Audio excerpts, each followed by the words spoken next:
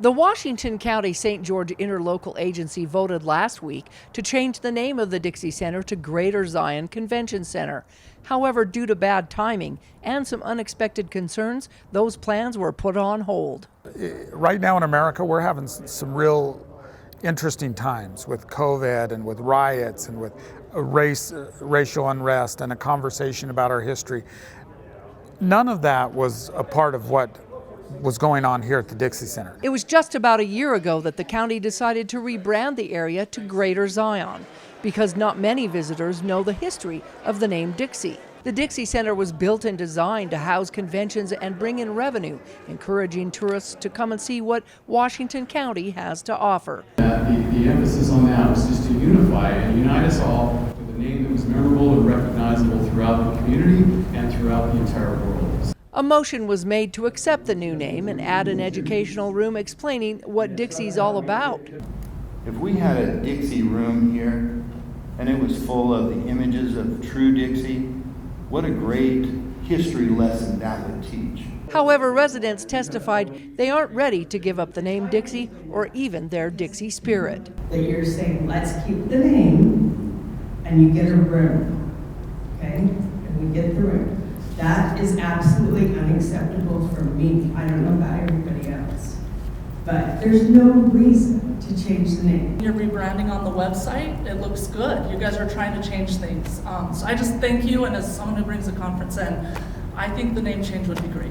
There is a feeling from the people that have created this place that gave their blood, sweat, and tears to make this place be and thrive. And I think that we can live on that rather than slick branding and marketing. You know, people love Dixie. And if we make this change now, the ripple effect can be very big. It's speaking more than just about this building. And there's already all sorts of things coming down the pipeline for Dixie. You cannot do it. It'll chain react. And even though it's a separate entity, you just can't do it right now. Teaching about Dixie is not enough. You live it, you breathe it. And that's why I call Dixie, Southern Utah, St. George, my home. Yeah, like if people want to learn, they will learn. If they want to be offended, they will be offended. And we shouldn't let our community suffer because of those few opinions. I'll withdraw my motion. The motion was withdrawn as the crowd cheered.